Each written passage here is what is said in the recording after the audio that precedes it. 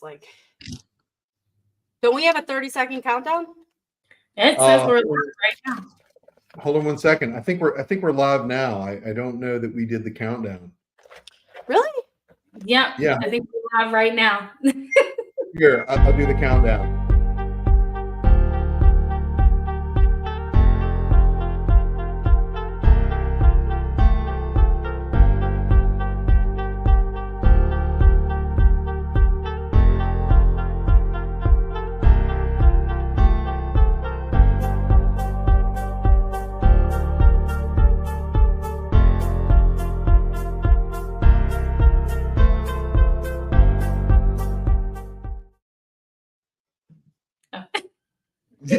You love that music, right? Like, yeah. I do like it, but I think that we should discuss maybe potentially updating later. Maybe something a little bit more.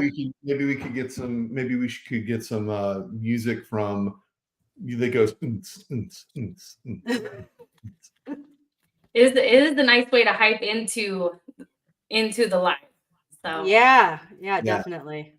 So for those of you who are joining us on this live, this is not one, but part 2 with the epic Heather Colvin. And I'm joined by the host, Christina Mosheri. Ladies and gentlemen, boys and girls, friends of all ages, party people. I'm Brian Fink. That's it. What's going on?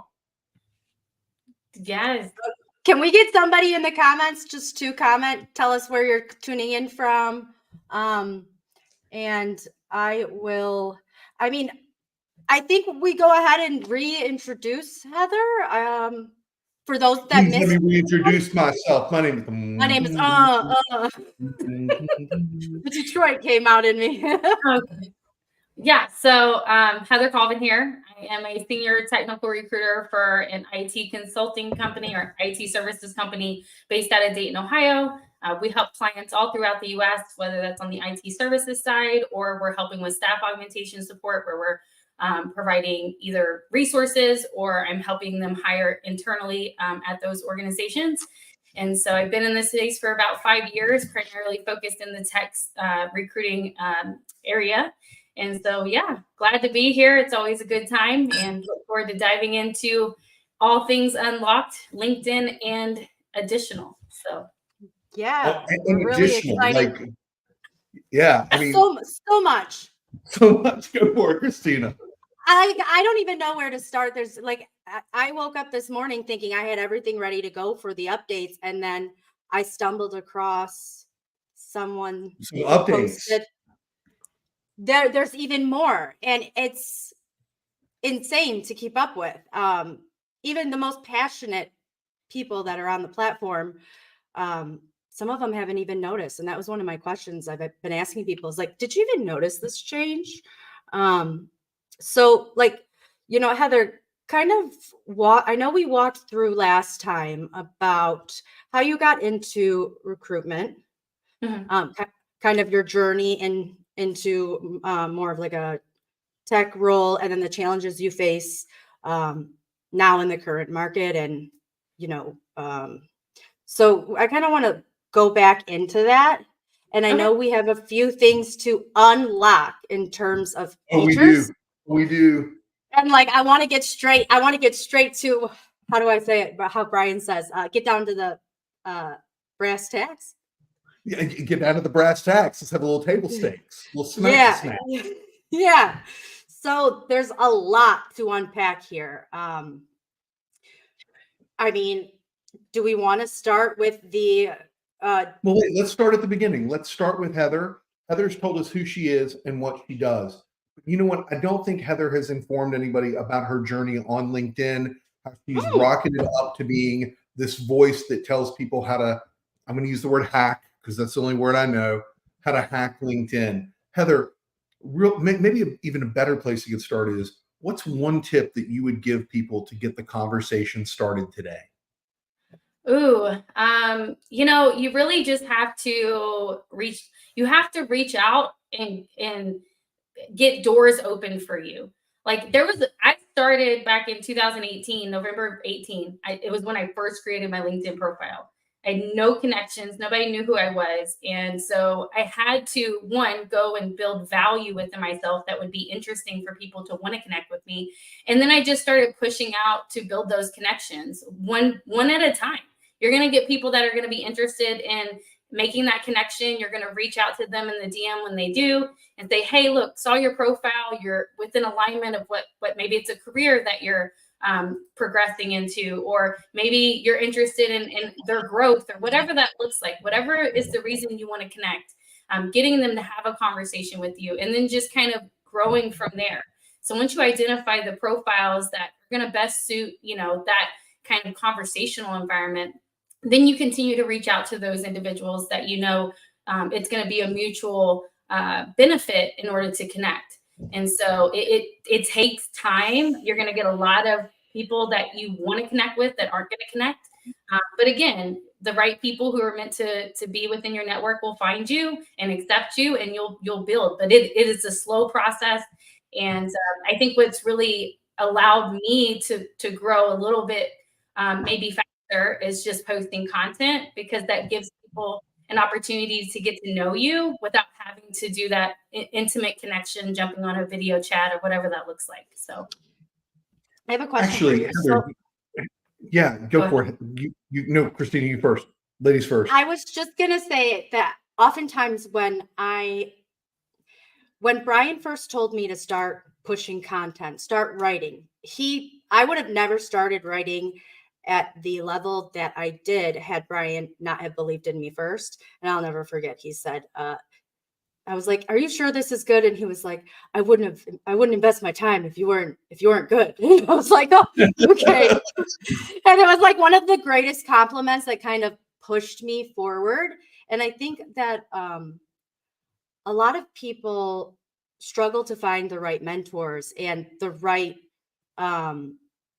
tribe to help lead to learn from and push ideas back and forth. So, with that, I ask, when facing rejection in the DMs, like, how do you not let it get to you? Because I know I tell people to just post content, just like Brian used to tell me, and I would be nervous. I would sit on it until last minute, and I would write it Sunday night.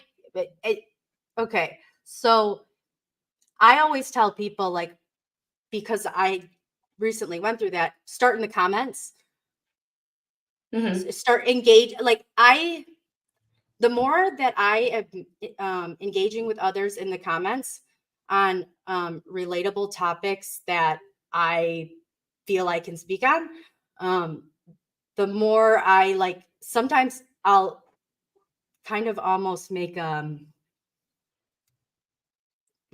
like a debate, but I'll just bring a perspective that hasn't been pointed out yet. And then that will start a ruckus, right? And then I have a whole post that I can write based off of, the little ruckus I kind of created. And so the long-winded way of saying, do you do a lot of commenting? Do you suggest a lot of what's the right amount of likes, reshares, reposts, graphics, videos? What do you think is a good blend? Because it's interesting, and I'm glad you brought that up, because comments was at one point, and I didn't think of it when I was giving my answer, is that I always encourage people to show up in the comments. So there are people that I wanted to connect with. One in particular that's top of mind is Adam Posner. And I remember I showed up in his comments for a long time. And it wasn't until there was a comment where we actually engaged, he responded back, and that built us to be connected today. And I actually got to meet him in person at VCon, and it was great. But it all started with me being in the comments. So sometimes if it's someone that you truly want to connect with, even if they accept your first connection, show up in the comments first. Build that relationship before you message them and say, hey, I've been following your content, commenting, love what you do. Would love to, if it makes sense. Don't just connect to connect. Don't just try to make build connection, like get on a video chat with someone that really has no alignment with what you're trying to do professionally, personally, whatever that looks like. So, and you learn that over time. Like as you build your network, you understand the value of time and your time specifically, and you understand that for others. So you typically only put out those requests to people that you really know that it's going to make sense both ways. And so, but yes, in the comments, 100%. There's been people that maybe I didn't see their connection request, or maybe I did accept it, and they would show up in my comments for a while, and then they would do that outreach, and we would talk. But that's kind of my style. Yeah, it works. So I think people got to focus on the long game, though. Like nurture. It took me 3.5 years on LinkedIn. Actually, I think 4.5 years. Maybe I have to go back and look before I met Brian. And so it's like, every connection leads to a connection you're not aware of, or you wouldn't even have access to if you didn't start with those original connections. So it was through previous connections that built me to getting connected to Brian, which then led me to you, Christina. So right, that didn't all happen because I just reached out to you individually. That happened in a piling effect. Yeah. We did I think we did three events together where we shared the panel floor, and it wasn't until that last one where Brian had a last minute emergency, and then you put the candle out, I lit it, and we went boom. Yeah. And here we are. It was like that spark that we were just flowing, and we had to bring it back over here. Yeah. And I think that's the part people just don't like. You got to be patient. You detach from the outcome. I learned that in sales, but it applies to all things when it comes to networking. Like you have to detach from the outcome. Even people that you connect with, you could end up not being connected with later. I've had that happen. I realize like I'm not seeing their content, and I go look and we're not even connected. I'm like, what happened? Like, okay, bye. Like, but I see those situations as the right people who are meant to be around you will be around you. And as you grow, you do shed people too, right? As you level up, you just can't carry everything with you in personal and professional. So, and that's okay. It doesn't mean you don't love, care, and support. Yeah. But those things happen too. So you have to detach from it all and just keep focusing on your climb, what's going to get you to your goals, and surround yourself with people that are going to be able to make that happen. So my question is, do you go far and wide, or do you go super niche when building your network? Because I grew up in the era of LinkedIn. Oh my God, I said that. Okay, LinkedIn's been around for 20 something years. I grew up in the era of LinkedIn that you wanted to have as many connections as possible, right? You didn't say not, but you basically said show up and create value, insane value for every single person that you either want to connect with or wants to connect with you. Mm-hmm. Well, we don't see it anymore, but if you were on LinkedIn 4 or 5 years ago, people used to put in their headlines 12,000 plus connections. Like it was a big deal. LinkedIn open network. I'll never forget it. And so we don't see those headlines anymore because people have gotten away from volume and focus more on quality. And so and as you build, so before 5 years ago, only like celebrity style profiles had over 100,000 followers. Now you have people who aren't celebrity status with over 100,000 followers. And we realized as a community that you can only have 30,000 first connections. And so everybody stopped and was like, whoa, we can't build based on first connections. We got to build based on, the follower count. And so that's where it's important too. If you're going to be here for 20 years, if you're going to build yourself on LinkedIn, if you're going to create a brand for yourself, and it's okay if you're not, but if you're going to create a brand for yourself, you have to get really intentional with who you say yes to when it comes to first connections, because you can easily get to 30,000, especially if you start growing really, really well. Brian. And so you want those 30. I have to edit. I have to edit it all the time. No. I was going to ask. As I send messages to people saying, hey, I hope you're doing well. And Daryl, this answers your question. You're a part of my network. How can I help you win? How can I help you win? Right? Right. Because That's great. look, I don't want to sound like somebody who's running for president or whatever. At the end of the day, we all want to win. Show of hands. Who on this call wants to win? Okay. Everybody wants to win, right? So Daryl. Oh, by the way, Brian, Daryl and I know each other. My first job out of college, my internship turned sales. Daryl and I sold together. Oh, well, then we have a lot of things to punish Daryl for. No. No, but here's the thing: is that like whether you're doing sales, whether you're doing recruiting, whether you're doing marketing, the idea is, hey, everybody has a problem. How do I help you solve that problem? So, Daryl, going back to, I mean, like, I wrote a book about technical recruiting because I could not take the time to solve everyone's problem individually. So I tried to do it one to many, right? And that was the problem that I was trying to solve. Understand the problem. How can I help you win? If you understand those two things, you can bring massive value. And that's really what this is about, right? As human beings, we like to solve problems, and we do like to solve, and we do like to bring a solution. Speaking of solution, I see Adam Fitzer in the group. Can we get a hell yeah for Adam? Can we get a hell yeah for Brett? Can we get a hell yeah for Anna Morgan? Look at, we got Mukesh, we got Daryl, we got a whole group of people chiming in from all over the place, right? Georgia, man, yeah. Yes, let's go. Yeah. Oh, and in my people used to call me Simo, by the way. Oh, so Simo, is it? Simo, yeah, it's a nickname.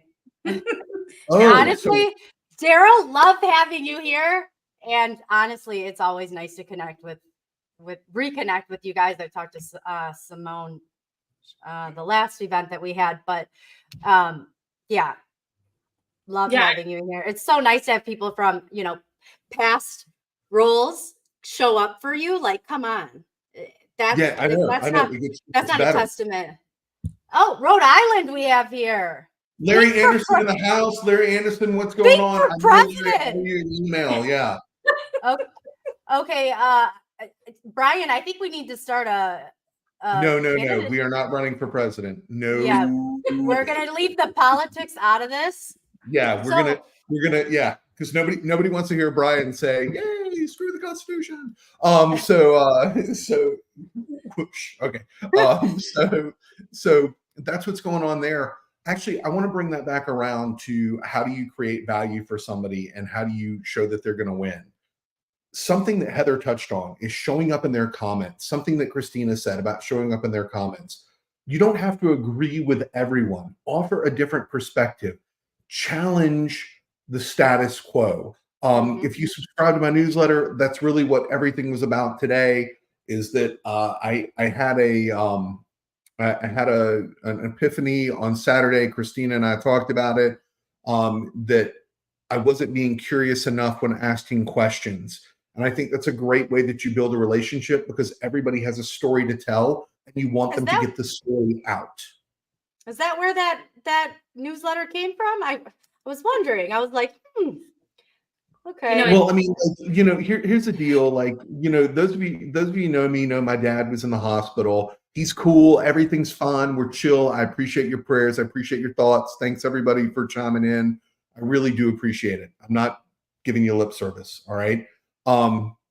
Last week was very stressful because he's my dad and like, he's my guy.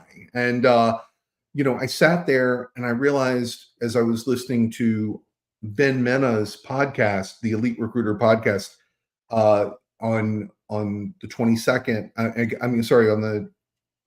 I was listening to it. I know I was listening to it. I listened to the same one. Yeah.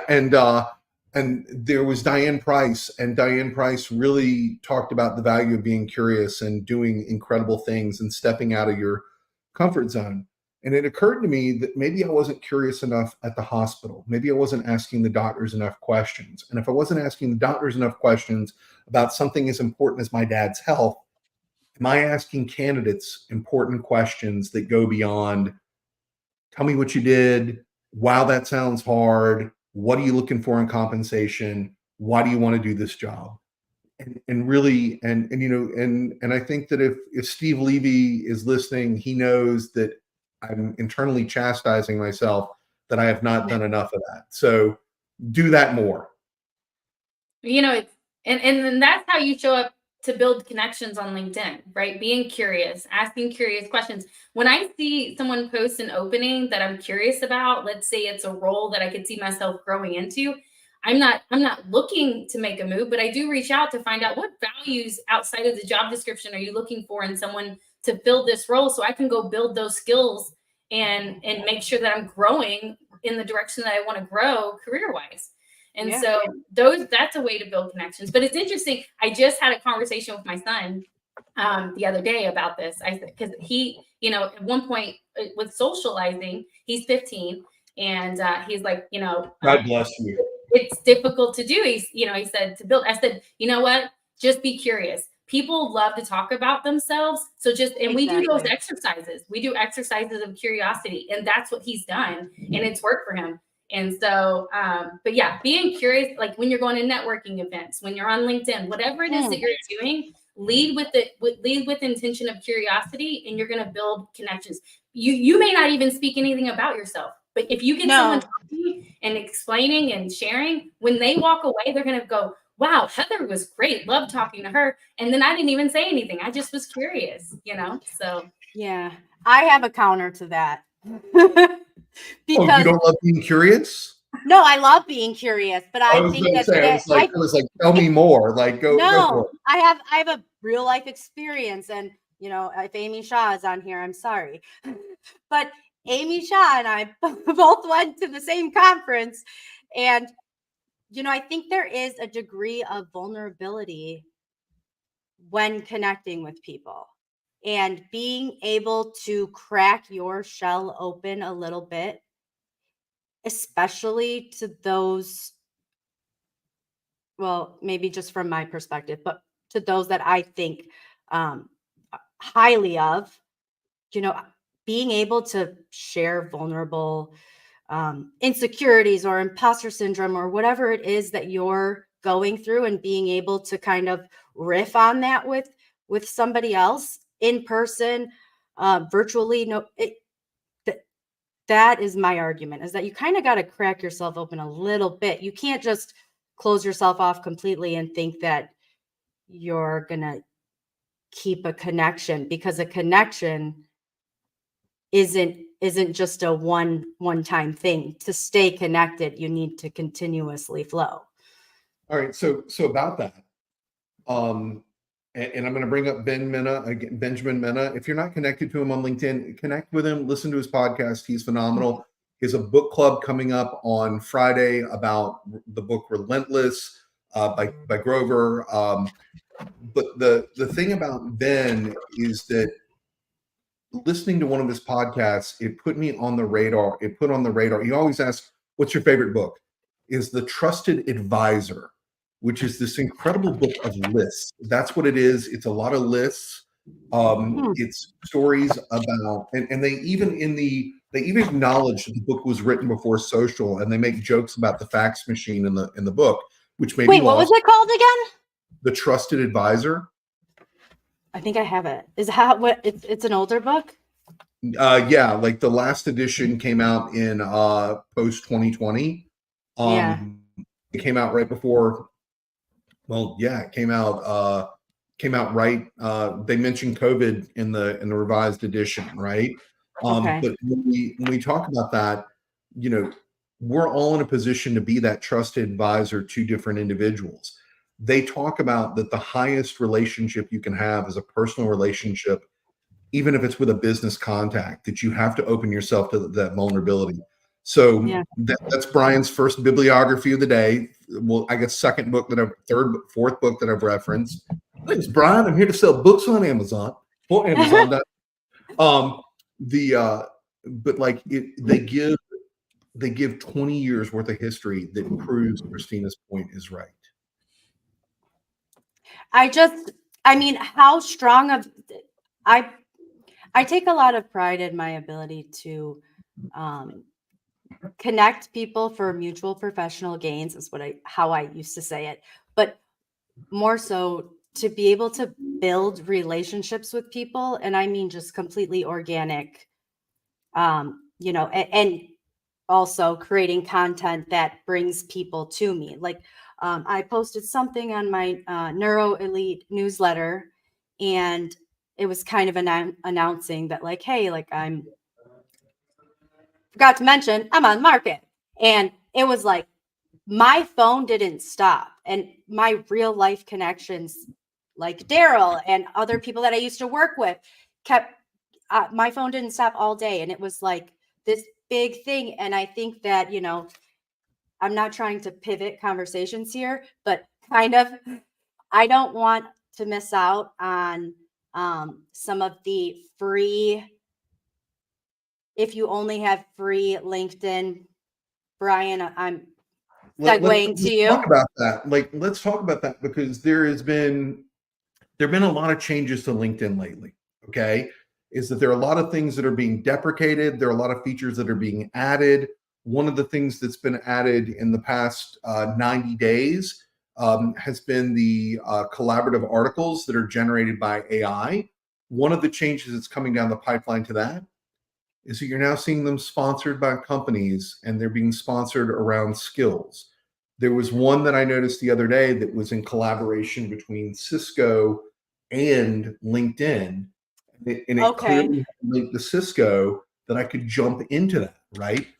About documentation, though. And, I'm a big documenter. There's not a lot of documentation on how this service is being provided or if it's a service that's being sold. But I want to think that it's related to, and Christina, here's your flag that you've planted, Mhm. is that a lot of it has to do with LinkedIn making a clear shift to skills-based recruiting. Mhm.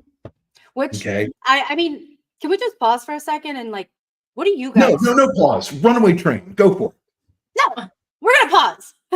Like, it. honestly, I mean, I feel good about the shift to skills-based hiring. I like it.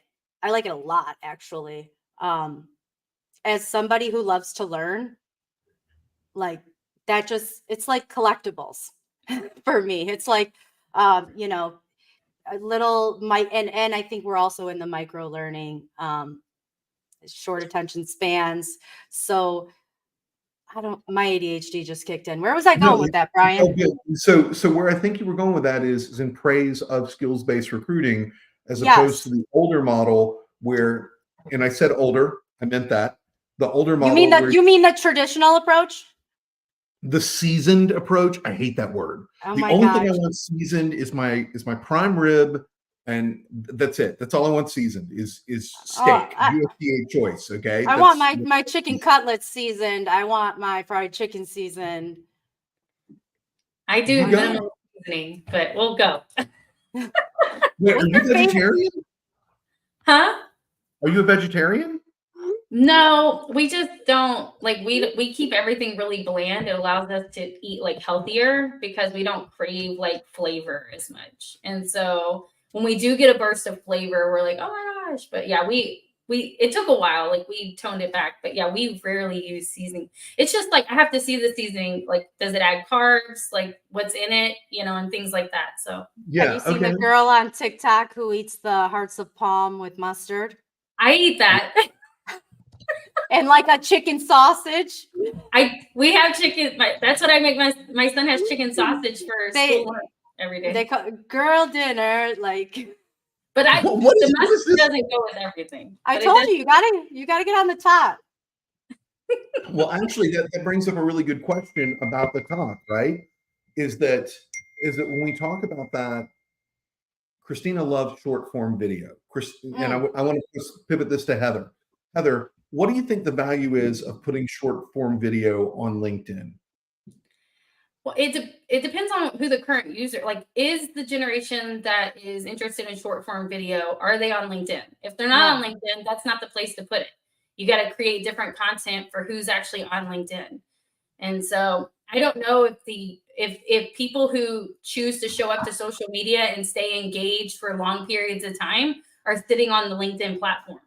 I think LinkedIn for many users may just be, check in for 5 to 10 minutes, see what's kind of brewing within the platform. And then they kind of go to the more platforms where they get like, there's not like a shorts, or like, you can't, like the feed can't be curated by short form content like that. So you go to TikTok, you get fed that over and over and over. You're on YouTube, you get fed that with shorts over, and Facebook over, and like there's just not that type of curation on LinkedIn. So you have to go through text, you got to go through pictures, and so I don't think it's the right platform for people who are looking to digest that type of just quick, build. But maybe we'll see. We'll see. Well, wait a minute. I want to. Sorry. All right. So I want to. That's going to be the TikTok outtake that Brian just took Christina and threw this over here for a minute. All right. So real quick is that LinkedIn is constantly adding features and changing features, right? Like we're now on video. They came out with audio during the pandemic to compete with Clubhouse. And for neurodivergent friendly. Right. And we now have articles and newsletters are being pushed to another part of the free search mechanism. You can still index them on Google and Bing, but I'm just wondering, what are they making moves for and getting rid of filters for if they're going, what's next? Yeah, I think that to all of your points, you're saying, TikTok is where short form video is. I think that LinkedIn is going through this like massive transformation, but they're secretive about everything. Dan Roth, where you at? To welcome that audience in. And I think the first thing to do that was to shift from, hey, we need, 12 years experience to, hey, we need skills, because, a lot of people, there's skills mismatch. And I think that, a lot of job titles are just fluff, and a lot of job descriptions require things that the text requires things that you could actually learn within the first week. 15 years of Kubernetes experience. It didn't exist 15 years ago, right? Yes. And you know what? That's only going to get bigger as we continue to grow, and technology. The lack of experience for certain technologies that emerge it's only going to create a bigger gap for us. And we're going to have a skill shortage. Wait a minute. I think the skill shortage is already happening. And simultaneously, I think it's being accentuated and exacerbated by the adoption of AI. Yeah. And then, that puts fear and instability, I guess, into people that have been seasoned with an employer, and have survived. I've been yelling about skills-based recruiting for 10 years. I'm seasoned. Yeah, I was seasoned at 22, Daryl. Okay. All right. Salt and pepper here. Okay. But my point being is that I think that LinkedIn is ultimately shifting rather quickly behind the scenes to bring in that.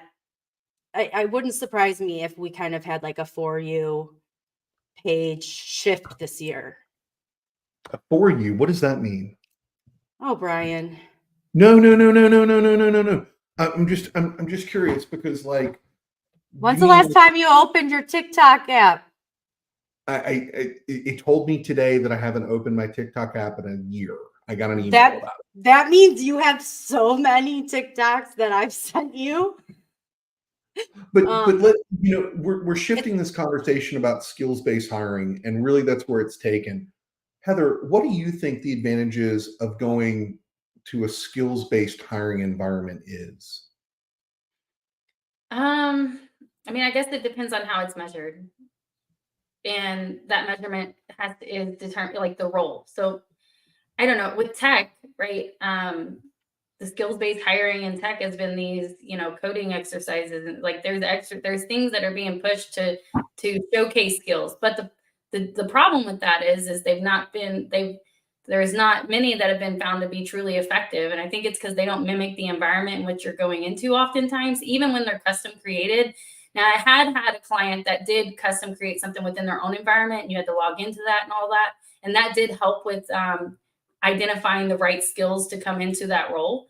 But a lot of organizations are still using those kind of third-party type applications or software tools that are doing those coding exercises. And it's just not a true representation of what these people are coming into within their company. And so it's hard to really, I think it's how is it going to be created?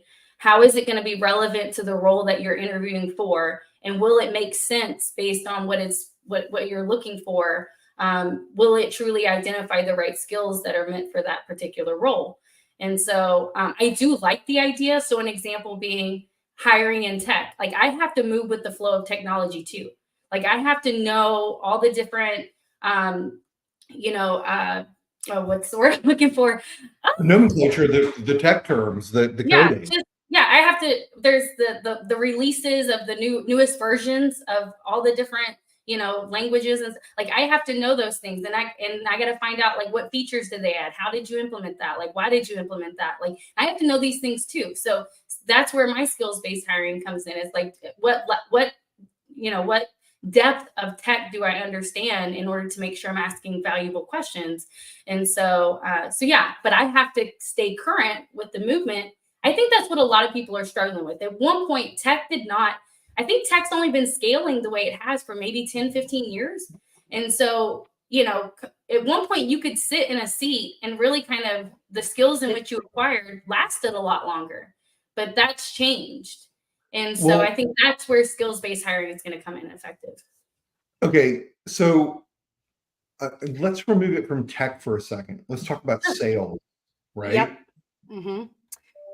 Do you think that a take-home assessment or asking somebody to make a presentation, do you think that simulates the on-the-job experience and gives you a truer vision of what the job is or what the culture of the organization is? It depends.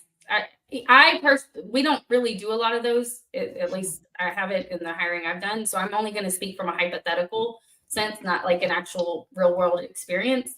But I would say if whatever they're asking, whatever information they've given you, it actually encompasses the environment itself.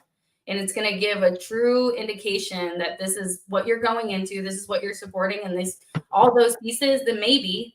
But I think if it's something that's like not custom, then it's not really going to be in full alignment, because you can't like the whole like square peg into a round hole thing, right? So if it's not custom, can you scale custom? Because like I'd love to customize everything and give a perfect bespoke candidate experience. Yeah, I think that's can you scale custom? The companies change. I mean, I think that's the other big issue, right? Is that the minute they get grounded into a process, they're upgrading, they're changing, they're adding. New person hired in. Yep. Yeah. Right. And so, I mean, that's, let's say and I know we're talking about sales, but I'm gonna have to go back to tech for a second. Well, let's go back to tech. I just wanted to change the flavor.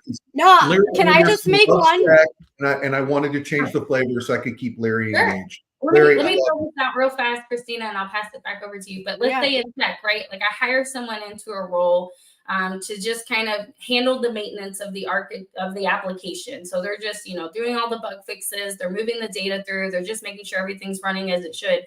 They don't know, maybe the company didn't know, that they decide in 4 months to do a migration over to a completely different, set of tools and such. And this person doesn't specialize in that. Now, most would say a great developer can kind of go into the flow of things. But my point is that if they've not done that before, and now they've been hired into this role to just do maintenance, and now they're being handled with responsibility of doing an overhaul migration, it's like when they would hire someone who is specialized in that. So my point being is that now, if they had something in place that was custom to before the migration, that's null and void. That's not going to create alignment for any new hires moving forward.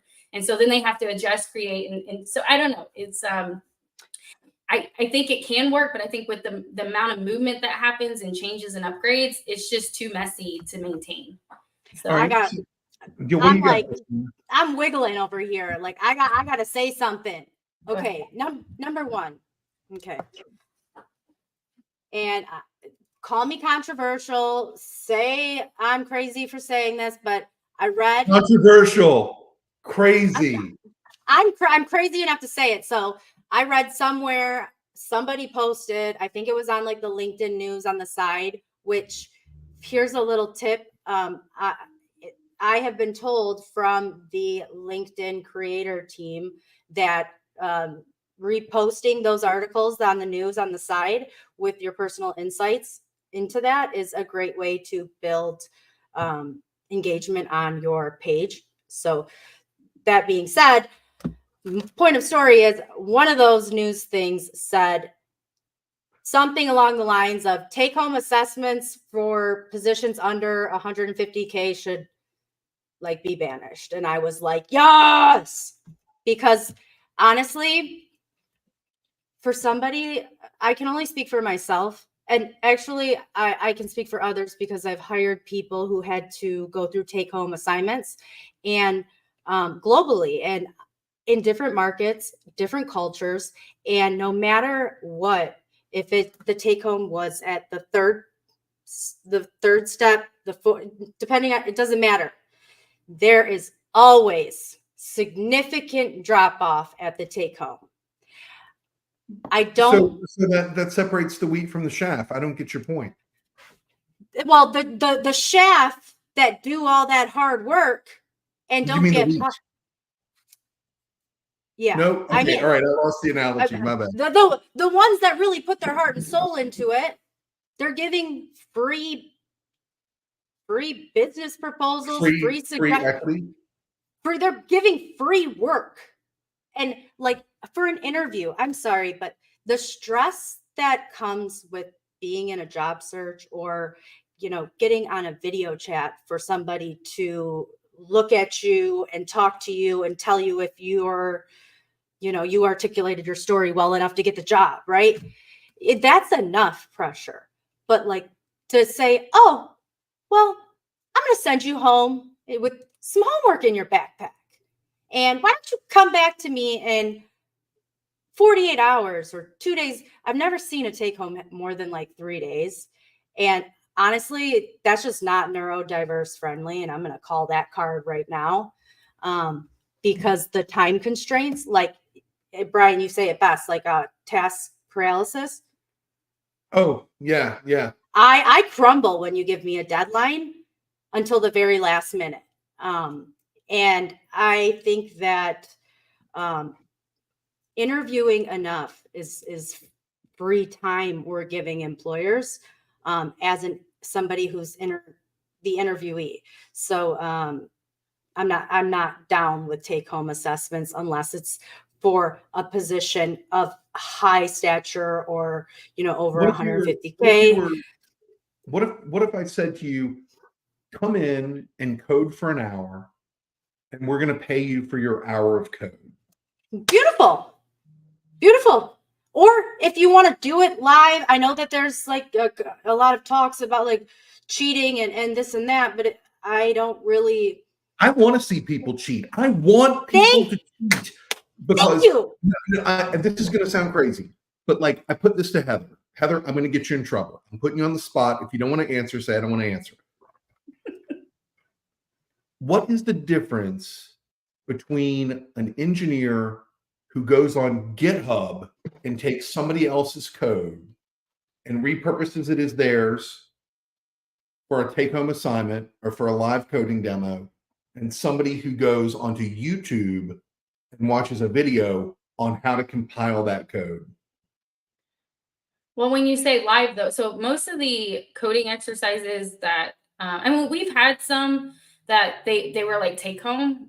But a lot of times it's live coding exercise. So in the live, they're going to know if you're clicking, reading, like they're going to see your body language and whether you're pulling in from different resources. And it's not necessarily, I think where people get caught up is it's not about like, do you know can you do everything without touching the resources, the tools? It's what do you know right now and what can we work with? Right. Like it's like people get so focused in on like creating the right answer, the right result. And it's really like they're just trying to understand like how you approach things and like, is that something they can work around? And so, but the take home, let's say the take home exercises I've had clients do, they had percentages on them, like how well you did. And where the red flag is that at some point, everyone was getting 100%. So they stopped doing that because it was hard to vet who knew and who was sharing. And so it's hard to know, right? So who was legit. So I'm sorry, but this has to go up. If you ain't cheating, you ain't trying. I think what's unfortunate is I feel like in the remote world, like when you would go to an on-site interview, you would bring your tools, your resources, the things you would go to in order to execute into your role. I don't know why, from a remote standpoint, why we can't just say out loud, like, hey, I'm gonna go grab it from here. I'm gonna go just walk through. Like you naturally would do that anyway. And I think everyone in that role is doing it. They're doing it too. It shouldn't be shamed upon. And so it's like, if I'm going to go use a tool in order to maybe draft my Boolean string, like I should be able to say, like, I use this tool, it does it for me. It's like, I understand what a Boolean string is and how to craft it, but I also use a tool that does it for me quickly. So I don't have to do it on the fly. I don't have to sit there and, create memorization around how to create a very lengthy one. I have to know how to go in and edit it if it doesn't pull anything. But my point is that you should be able to be vocal about the tools that you use, because if you're using tools, at least you're trying to be create, good process and good quality. I mean, if you're not using tools, that's a red flag, really. Are you using any Bernie, tools? thank you. 100%. I think cheating. So a cheat code, a hack, they're the same thing. Like I just when did corporate America become academia? Like, is that bold for me to say? I can tell you when that moment occurred. And it probably has a lot to do with EEOC guidelines, because you're looking at minimum viable candidates and what have you. But Christina, I think that you raise a really austere point. Okay, like a really good, solid point there is that you're asking the question, when did we become so rigid that we look at people as widgets and not look at them as people? And why do we start with trying to verify if what they are saying or what they have written is true? Why don't we start with opening the door to ask them details to unlock their real life experiences that entangle into that bullet that they quantify their work in? I think that behind every bullet point on a resume, whether it's skills based or whether it's experience based, there's a story. If you say that you hired 100 people, and Heather, I know your career, boom, all right, you're going to be able to tell me how you hired your favorite candidate and your least favorite candidate. I don't expect you to tell me the story of how you hired the other 98 people. I just don't. I mean, Christina, if you can show that you were able to, if somebody was to ask me, oh, you hired 100 people in the past, in a quarter, tell me more about that. I would be able to at least pull 5 stories, 2 references that will email you and confirm my work. Like, when you build a relationship with a candidate, you're not supposed to be looking to disqualify them. And that grinds my gears. You're in the no business, Christina. You get 100 people that apply for a job. You got one job. You're probably going to hand out anywhere from 99 to 100 no's. Like Singer and I were talking about this on Sunday morning or whatever, right? Hey, real quick, Christina, I just want to drop this. And is that everybody, Ernie Moreno is in the house. Ernie is one of the OGs of recruiting. You need to get him on the show. He is fantastic people. He is awesome people. Every conversation I have with Ernie, I learn something. It doesn't matter if he's teaching me something about how to do the ATS. Doesn't matter if he's telling me, Brian, this is how you simplify your Boolean. Brilliant, brilliant, brilliant. Yes, I'm talking about you, Ernie. I'm not talking about anybody else, right? All right, Ernie. Well, I will connect with you. I have available months and not to unlock a secret here, but Brian and I and Heather, we've kind of been talking, and I think there may be a future soon where we do more than just once a month. What do you guys think about that? What the deuce? I mean, I'll be in the audience if I'm not on the panel. So. Yeah. So that's it. And we do. Telling candidates no is the hardest part of the job, but you have to be able to do it. If you can do it, I have struggled with this in the past. This is why ghosting exists, because people are too chicken shit to either pick up the phone or fire off an email and be like, dude, dudette, you did not get the job. They're too I think that they're, I think we may be going a little bit harsh for a second. In the beginning, it was hard for me to tell somebody no. It really was. Especially when you build a relation. You've ever had one of those candidates that go all the way to the end and then somebody gets in the middle and all of a sudden the candidate you were ready to offer. Yeah. And then it's really difficult. And one thing that I found is that ripping the Band-Aid, it took me, I'm not going to say that I've always been like this. If you're somebody who was a candidate that I was speaking to maybe 8 years ago, it's completely different to the way I would reject a candidate now. But I have found that being direct, giving resources, giving offer of assistance to help with resume writing or connect them to another recruiter that I know that may have a job for them. Just being empathetic and willing to help regardless of them getting the job will turn around, and that will create a referral funnel so deep. And yeah, I mean, it's letting them, like, the way I approach it is that, just always like letting them realize, like, this isn't the end of the road with me. I always say at the end, if I'm having to, whether that's saying no during the introduction call, like, I don't think this is the right fit, or maybe they go through the process of interviewing and we're having that conversation of it, they're not moving forward. It's letting them know, like, hey, look, whether, this opportunity, future, whatever that looks like, just at this point moving forward, I'm a resource for you. Call, text, email me, whatever that looks like. If you have questions, I know that you're still going to be navigating this process. So just know that you can use me if you need me. And I think that helps. It like lowers, makes them feel like, they have support.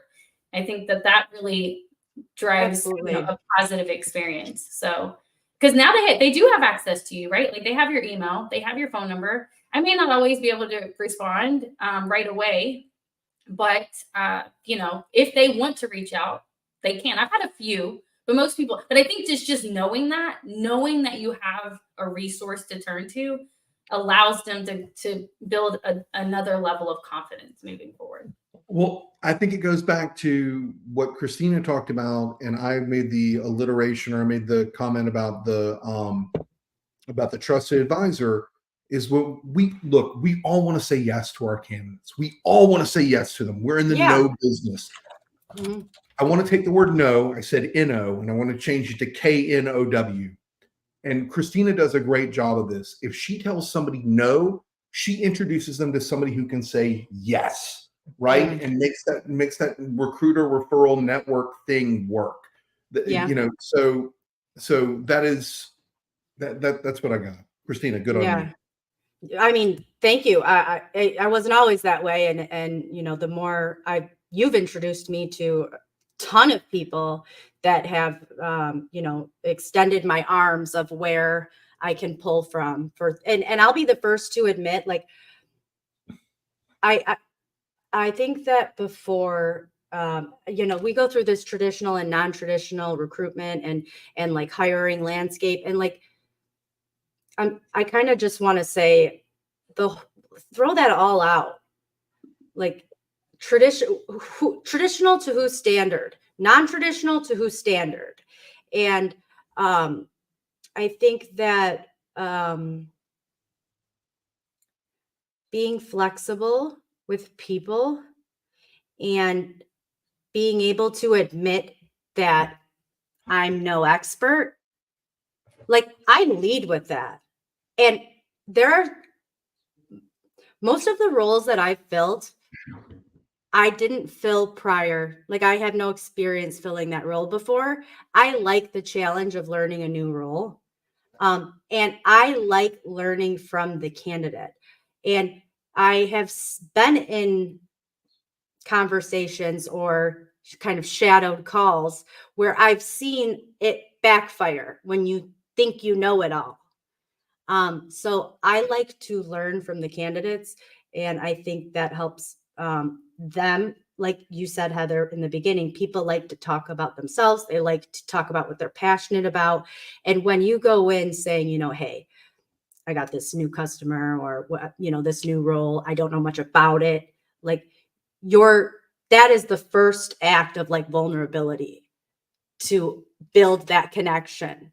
And a lot of people, you know, there's different opinions on how to approach building connections. And I think that if you are strict on one way, you're not going to expect, you need to be doing a little bit of in person, a whole lot online.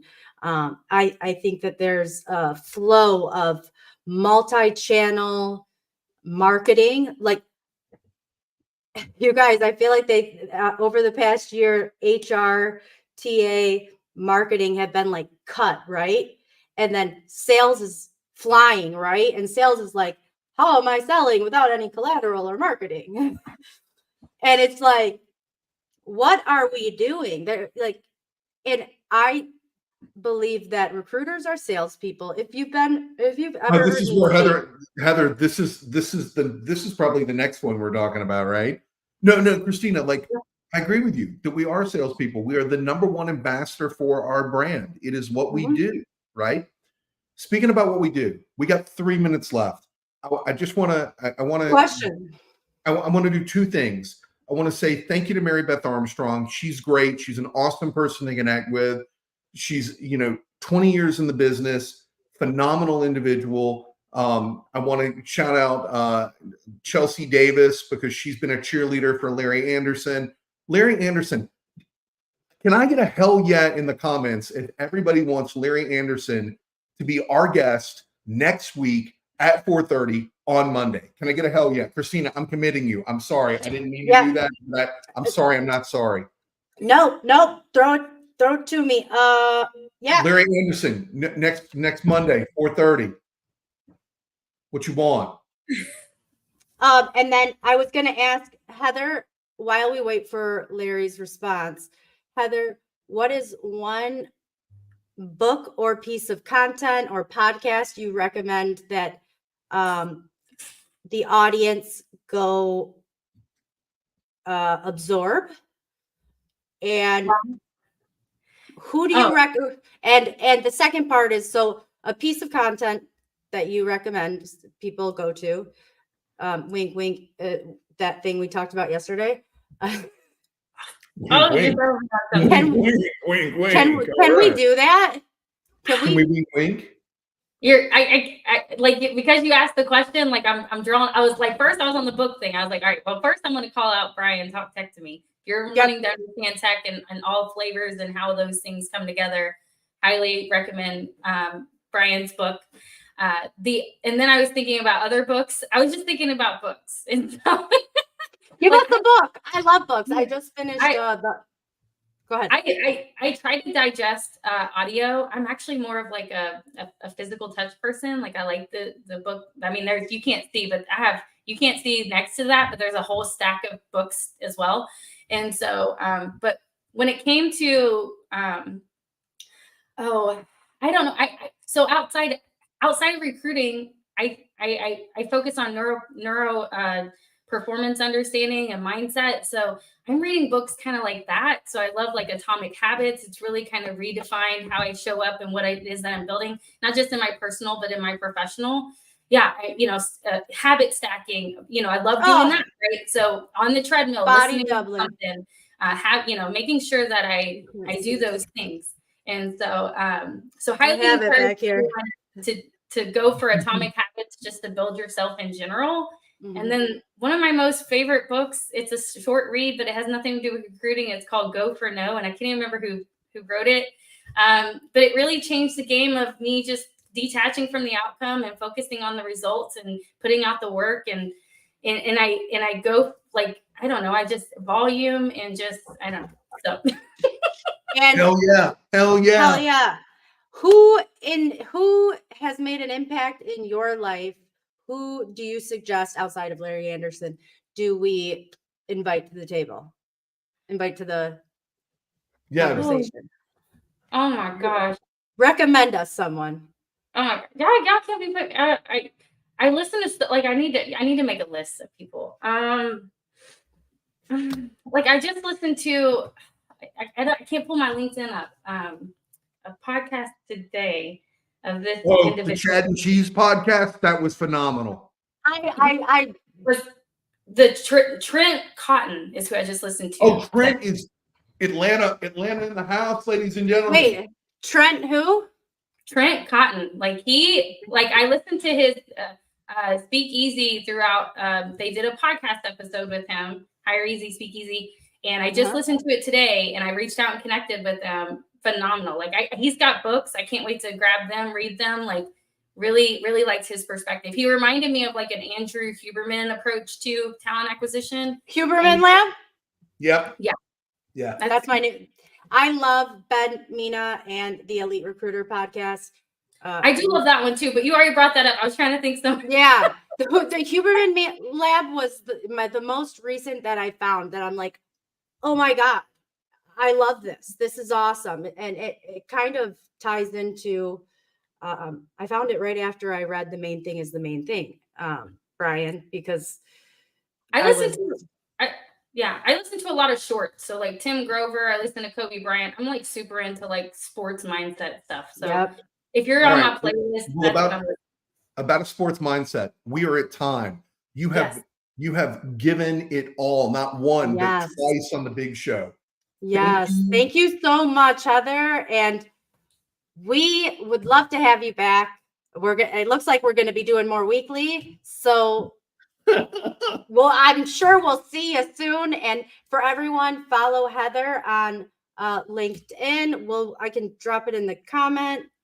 And if you haven't already, please subscribe by going to linkedinunlock.live. And then we will have your email address to be able to send you notifications for future lives and giveaways, future events. What am I trying to say? Freebies, tutorials, checklists, you name it. It's coming. It's all coming. Love it.